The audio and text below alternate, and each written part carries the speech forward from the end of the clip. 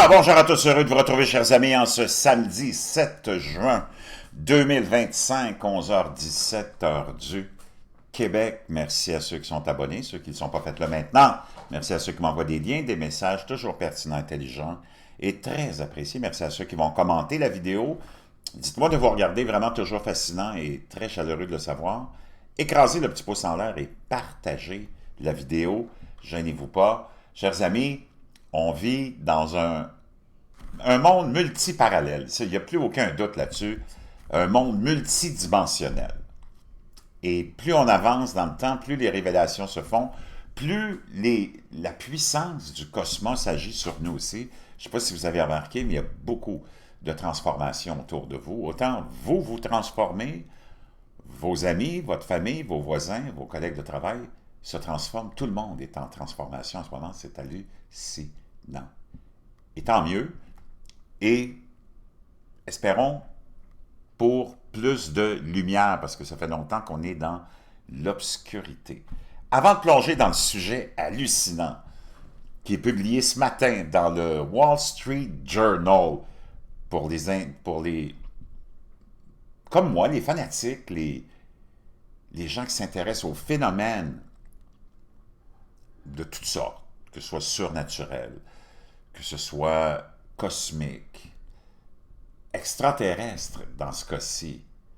Et là maintenant, la vraie révélation qui est en train de se faire, puis qui va probablement plaire à tout le monde, parce que le phénomène extraterrestre, naturellement, comme on nous l'a présenté, comme on le présente depuis toujours, de ces créatures qui viennent d'une autre planète ou d'une espèce d'une autre création autre que l'être humain, ça ne plaisait pas aux croyants de toutes les croyances possibles et imaginables, Dieu ayant créé l'homme, et il n'a pas parlé dans aucun livre religieux, que ce soit l'Ancien Testament des Juifs, celui des musulmans ou des chrétiens, les évangiles, le Nouveau Testament, ou même peut-être dans d'autres foi comme l'hindouisme ou d'autres, on ne fait jamais référence à aucune autre création que celle de l'homme et la femme à l'image de Dieu. Donc, tous ceux qui ont la foi ont toujours un peu levé le nez sur l'idée, avec raison, selon leur foi, d'une autre forme de vie supérieure ou non, c'est pas important, mais que Dieu aurait créé, parce qu'il n'en a pas parlé dans aucun écrit. Donc, ça vient défaire un peu le dogme, puis l'idée d'un Dieu créateur. Là, depuis quelque temps, vous avez remarqué, tous ceux qui parlaient de ces sujets, que ce soit au niveau des médias traditionnels, comme par exemple Tucker Carlson, qui en a parlé beaucoup lorsqu'il était encore à Fox News, puis je vous en partageais souvent de ces segments où il parlait du phénomène, parce que il était là, le Pentagone s'intéressait à ça, les gouvernements du monde entier, et ainsi de suite, toutes les légendes urbaines ou non de ces... Puis on voit dans le ciel toutes sortes de... Surtout depuis quelque temps, toutes sortes de démonstrations, appelons ça comme ça, je ne sais plus comment l'appeler. Donc, tu ne pouvais pas remettre en question tout ça, mais en même temps, tous ces gens-là, comme Stephen Greer et plein d'autres, nous disent maintenant, et peut-être qu'ils le disaient depuis toujours, mais on n'a pas porté attention, mais Tucker Carlson, c'est nouveau, lui a fait il y a eu comme des révélations choc, il en a parlé à Joe Rogan, puis ça, je te l'avais partagé aussi. Il dit, on est dans un monde inexplicable. C'est pas des êtres qui viennent d'ailleurs, parce qu'il y a tellement de systèmes de surveillance dans la haute atmosphère, appelons-la comme ça, que les systèmes de défense sont tellement précis, tellement développés, que s'il y avait quelque chose qui vient d'ailleurs, bon, on le saurait, puis tu le détecterais. Donc, c'est de l'intérieur, puis ça a toujours été là, ce que Tucker Carlson commence à nous révéler, et plein d'autres aussi. Donc, ça nous amène, comme le dit Tucker Carlson, à un univers surnaturel. Ils sont ici, donc ils ne viennent pas d'ailleurs. On pense à des entités maléfiques, négatives, sataniques, appelle-les comme tu voudras. Puis là, ça revient maintenant, concorde avec les récits anciens qui te parlent de cette création, par exemple, l'histoire de la création, entre autres, et que Dieu a chassé des entités, des êtres, des anges, appelle-les comme tu voudras, qui voulaient prendre un peu sa place ou être vénérés et adorés au même titre que Dieu. Il les a chassés de ce paradis, de ce lieu qu'on appelle le paradis, puis ils se sont retrouvés ici. Et c'est eux autres qui nous contrôlent, puis qui nous gèrent, puis c'est eux autres qu'on adore, c'est eux autres qu'on vénère, c'est eux autres qui ont tous les pouvoirs. Naturellement, c'est des forces occultes, c'est des forces qui ont beaucoup de pouvoir, à qui Dieu a donné beaucoup de pouvoir, mais qui se sont retournés contre lui. Donc, c'est fascinant. Tout ce qu'on est en train de vivre, c'est fascinant. Avant de sauter dans l'article de ce matin du Wall Street Journal que j'ai pour toi, oublie pas de te procurer ton bleu de méthylène. Ouais, ça marche. Ça, c'est une chose qui marche. Le bleu de méthylène, que j'utilise, moi, depuis plusieurs mois, après avoir découvert ce produit-là via Bobby Kennedy, le secrétaire à la santé de Donald Trump, qui avait été vu dans un avion, en 2 rallyes, en train de mettre des gouttes d'un mystérieux liquide bleu. On a découvert, les fouineux ont découvert que c'était du bleu de méthylène. Et ça m'a comme éveillé, allumé à ce produit-là. Et là, j'ai commencé à faire des recherches. J'ai trouvé le produit, j'ai fait plusieurs recherches avant de le consommer. Puis c'est hallucinant, ça fait des années que c'est en sous-étude par des éminents médecins comme Laurent Schwartz, cancérologue en France. Puis l'élite en prend depuis longtemps. Il y a plein de gens qui en prennent depuis longtemps, donc c'est pas nouveau. Donc je l'ai essayé, et oui, ça marche, augmentation de ta production d'énergie cellulaire de 30%, la mitochondrie, c'est pas rien, c'est hallucinant. Beaucoup d'espoir, beaucoup de gens l'ont pris pendant la pandémie, beaucoup de gens le prennent aussi pour plusieurs d'autres besoins, comme il y en a plusieurs qui le prennent, puis j'ai des milliers d'abonnés qui l'ont acheté déjà, puis qui me disent « Oui, Jean, ça marche. » Le brouillard cérébral, beaucoup de gens me disent qu'ils l'utilisent et que ça les a libérés, dissipés de beaucoup de brouillard cérébral, douleurs arthritiques, et ainsi de suite. Enfin, produit extraordinaire, pas de formaldéhyde, pas de métaux lourds, je te laisse ça dans la boîte de description, n'oublie pas ton livre « Make Your Bed » de l'amiral McRaven, le lien est en français, leçon de vie incroyable, ça se lit comme un conte fascinant et passionnant, c'est 10 anecdotes, tu vas halluciner, puis tu te rends compte dans la vie que tu as toujours besoin de quelqu'un pour aller quelque part, tu peux aller nulle part dans la vie sans l'aide de quelqu'un. Le collagène, bovin, marin, on en a besoin, on arrête d'en produire de façon suffisante à l'âge de 25 ans. Moi, j'ai commencé depuis un mois à peu près le bovin, plus pour les os, les ligaments, et les articulations et les muscles. Fantastique. Plein d'autres produits, Matelamousse et plein d'autres dans la boîte de description. On plonge dans cet article-là, alimentant, vraiment, ça va alimenter les discussions, c'est sûr, là. Wall Street Journal, ce matin. La désinformation du Pentagone qui a alimenté la mythologie américaine des ovnis. L'armée américaine a fabriqué des preuves de l'existence d'une technologie extraterrestre et a laissé les rumeurs s'envenimer pour dissimuler de véritables programmes d'armes secrètes. Un petit bureau du Pentagone avait passé des mois à enquêter sur des théories du complot concernant des programmes secrets d'OVNI à Washington lorsqu'il a découvert une vérité choquante. Au moins une de ces théories avait été alimentée par le Pentagone lui-même. L'enquête ordonnée par le Congrès a ramené les enquêteurs dans les années 80 lorsqu'un colonel de l'armée de l'air s'est rendu dans un bar près de la zone 51, la fameuse zone 51, en Arizona. Hein? Un site top secret dans le Nevada, du désert du Nevada, il a ordonné aux propriétaires, ou il a plutôt donné aux propriétaires des photos de ce qui pourrait être des soucoupes volantes. Ça, c'est un colonel de l'armée de l'air qui s'était rendu dans un bar près de la zone 51. Les photos ont été affichées sur les murs et l'idée que l'armée américaine testait secrètement une technologie extraterrestre récupérée s'est répandue dans la tradition locale. Mais le colonel était en mission désinformation. Les photos étaient truquées, il a avoué ça plus tard, aujourd'hui à la retraite, aux enquêteurs du Pentagone en 2023. Tout cet exercice n'était qu'une ruse pour protéger la réalité de la zone 51. L'armée de l'air utilisait le site pour développer des chasseurs furtifs ultra secrets, considérés comme un atout majeur face à l'Union soviétique. Les chefs militaires craignaient que ces programmes ne soient dévoilés si les habitants apercevaient un vol d'essai. Par exemple, un chasseur furtif F-117, un avion qui semblait vraiment surnaturel. Mieux valait croire qu'il venait d'Andromède. Cet épisode, rapporté pour la première fois, n'était qu'une des nombreuses découvertes faites par l'équipe du Pentagone au cours de son enquête sur des décennies d'allégations selon lesquelles Washington dissimulait ses connaissances sur la vie extraterrestre. Cet effort a abouti à un rapport publié l'année dernière par le ministère de la Défense qui a conclu que les allégations de dissimulation gouvernementale étaient infondées. En réalité, une enquête du Wall Street Journal révèle que le rapport lui-même constituait une dissimulation, mais pas au sens où voudrait le faire croire l'industrie du complot sur les ovnis.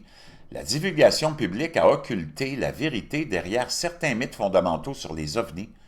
Le Pentagone lui-même a parfois délibérément attisé les flammes, ce qui revient à désinformer ses propres citoyens. Dans le même temps, la nature même des opérations du Pentagone, une bureaucratie opaque qui maintenait des programmes secrets intégrés à des programmes secrets, dissimulés sous des couvertures, a créé un certain terrain fertile pour la propagation des mythes. Ces découvertes représentent un tournant surprenant dans l'histoire de l'obsession culturelle américaine pour les ovnis.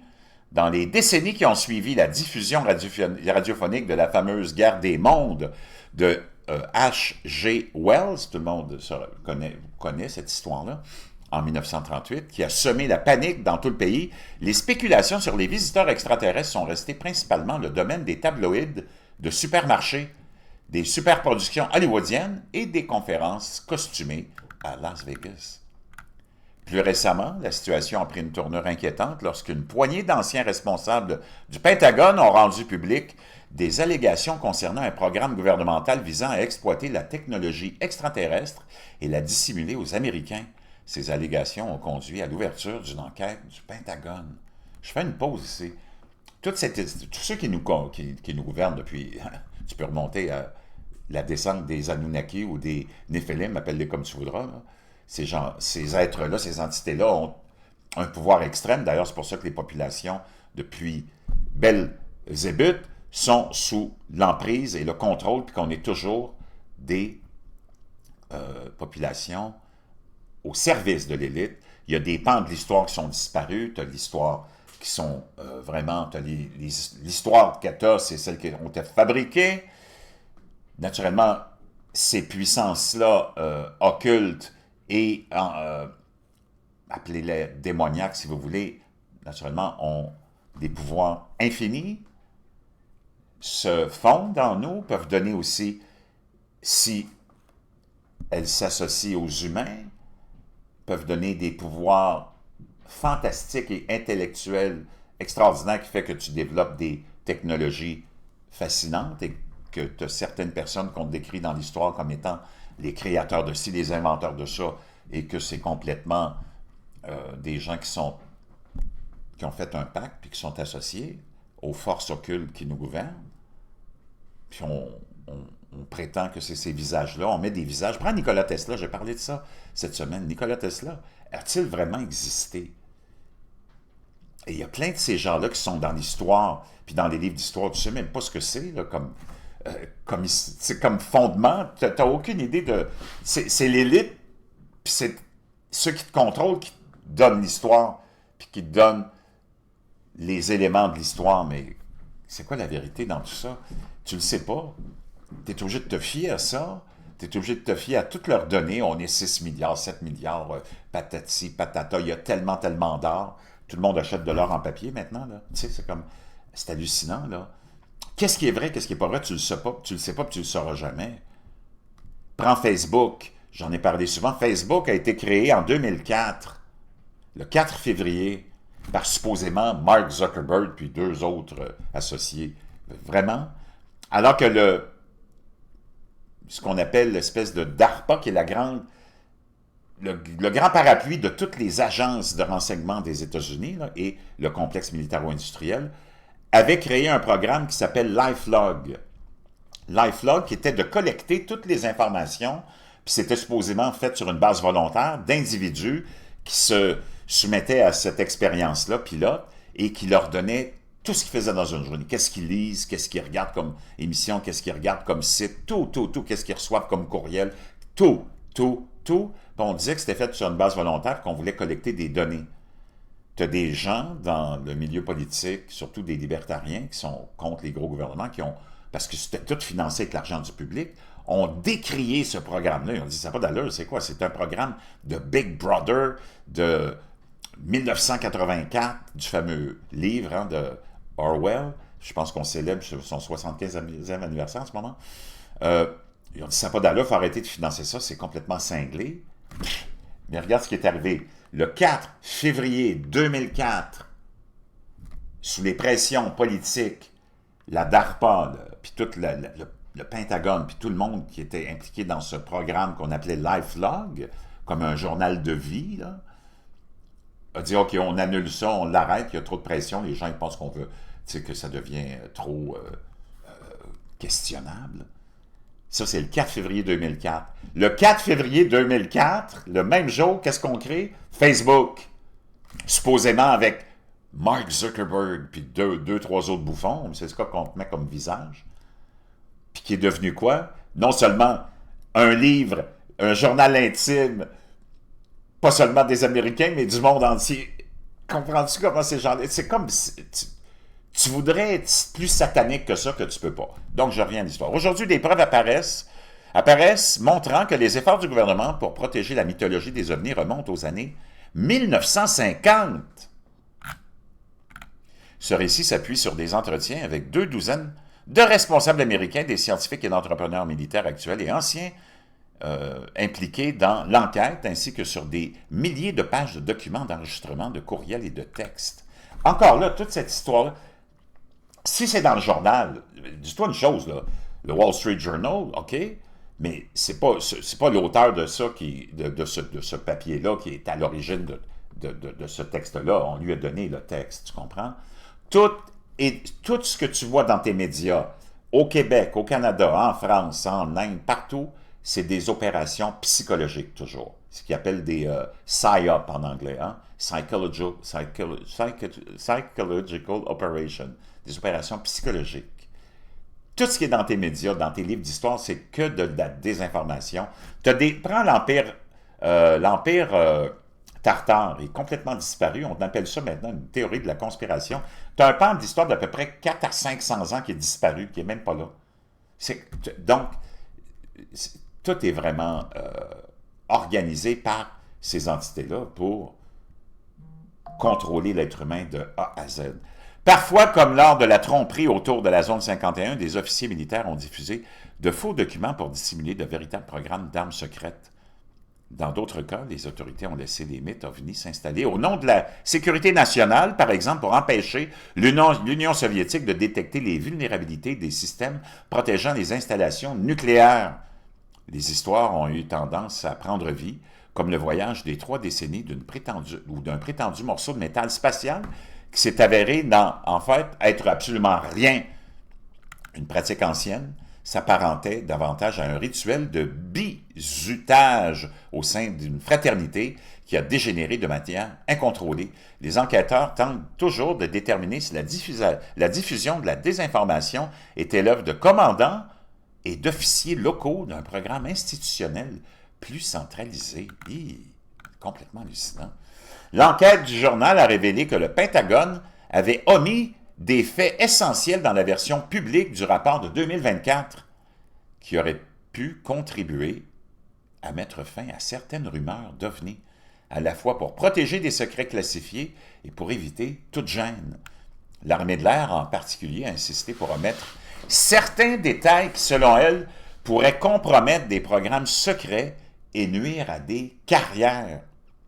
Le manque de transparence ne fait qu'alimenter les théories du complot Des membres du Congrès ont formé un groupe parlementaire composé principalement de républicains chargés d'examiner les phénomènes anormaux non identifiés, les fameux PAN.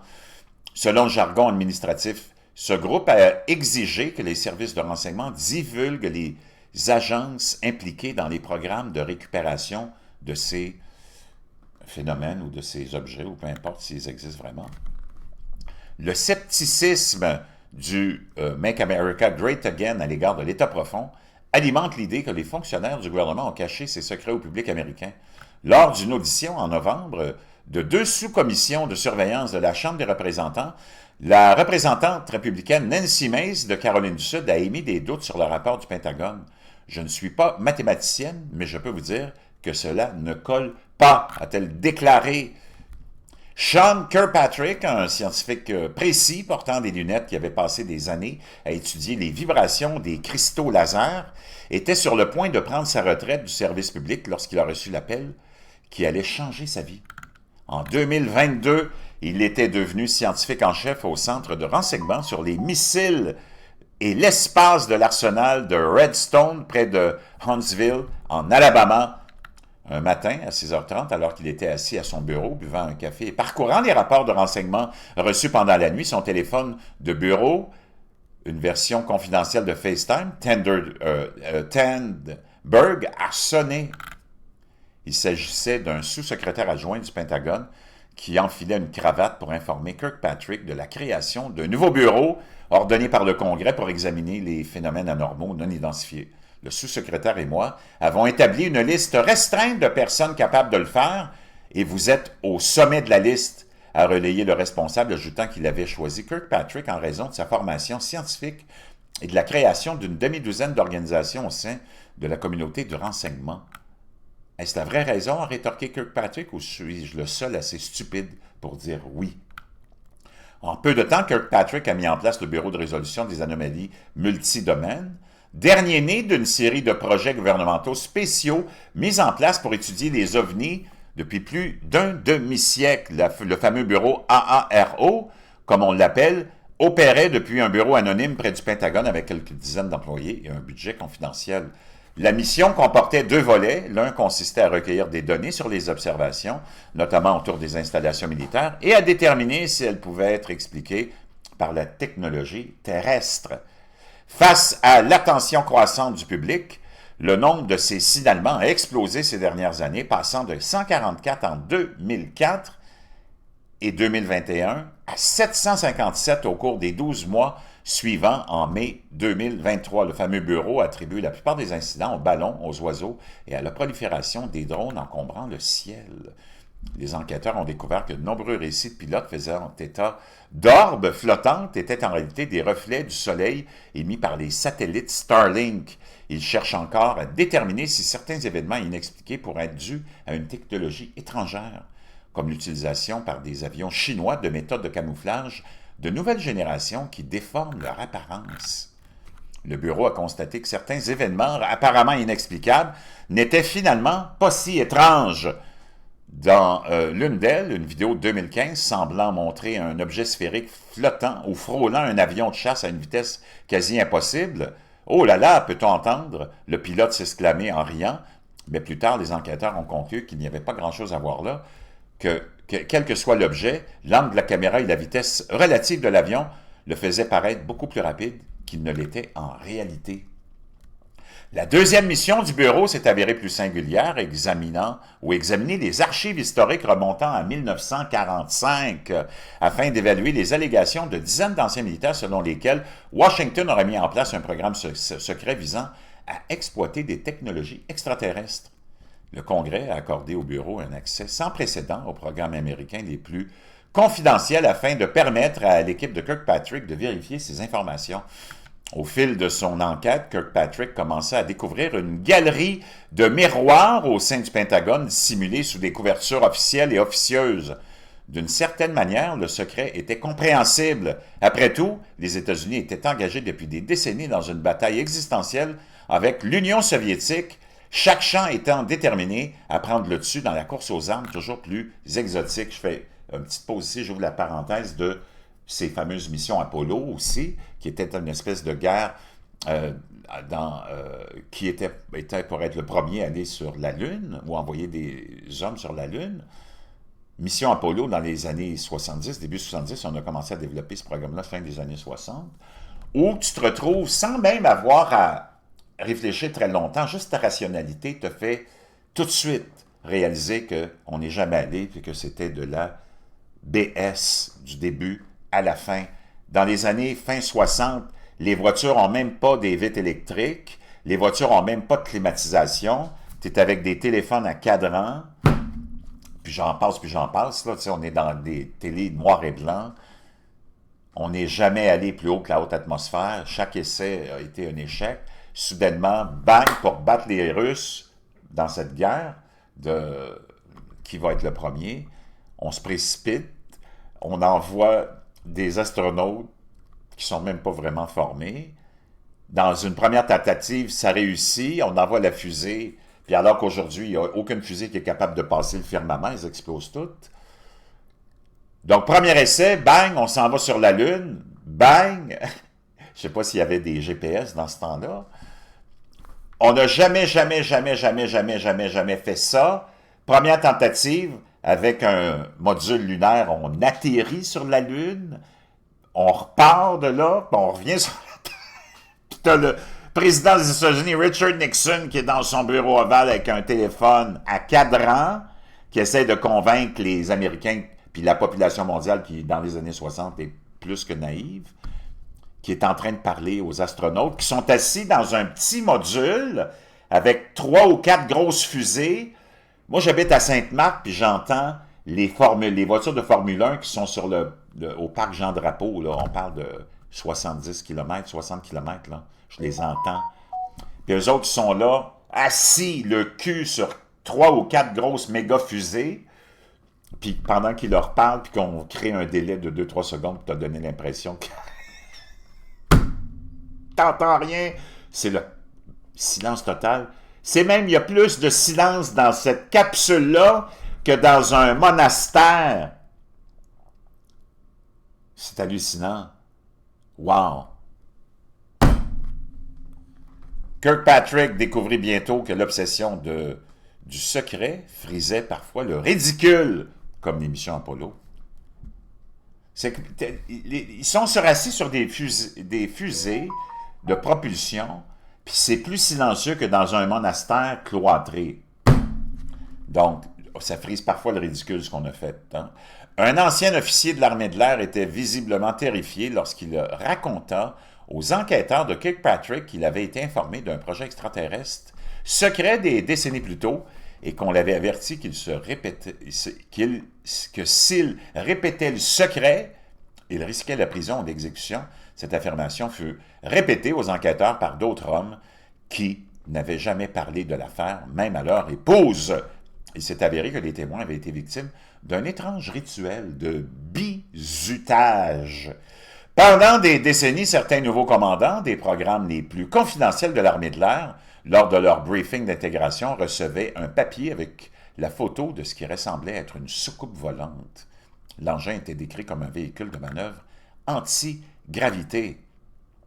Ça, c'est un F-117 Nighthawk qui survole la chaîne de montagnes de la Sierra Nevada en 2002, près de la base aérienne. On a expliqué aux officiers que le programme auquel ils participaient, baptisé Yankee Blue, faisait partie d'une tentative de rétro-ingénierie de la technologie. On leur a conseillé de ne plus jamais en parler. Nombre d'entre eux n'ont jamais appris qu'il s'agissait d'une contrefaçon. Kirkpatrick a découvert que cette pratique avait commencé des décennies auparavant et semblait se poursuivre encore aujourd'hui. Au printemps 2023, le bureau du secrétaire à la Défense a envoyé une note à l'Assemblée des services de sécurité ordonnant l'arrêt immédiat de cette pratique, mais le mal était déjà fait. Les enquêteurs tentent toujours de déterminer pourquoi les officiers ont trompé leurs subordonnés, que ce soit dans le cadre d'un test de loyauté, d'une tentative délibérée de tromperie ou autre chose. Et ça continue. Je te laisserai ça dans la boîte de description, c'est fascinant. C'est toute une manigance ou pas, je ne sais pas. Mais ça, c'est publié ce matin. Puis je peux te dire une chose, ça jette un petit peu de lumière sur tout ce phénomène-là, mais en même temps, je ne sais pas quoi en penser, mais je sais que tu es intéressé, puis il fallait que je te partage ça. Oublie pas ton bleu de méthylène. Ça marche, puis c'est vraiment essentiel pour avoir les idées claires. Ça aide à avoir des idées claires. Puis ceux qui ont des problèmes de dépression, puis qui prennent des antidépresseurs, vous ne pouvez pas le prendre parce que c'est un antidépresseur en même temps. C'est fantastique. Je te laisse les liens dans la boîte de description. Et je veux vos commentaires sur cet article-là et ce que vous pensez de ce que je viens de vous partager.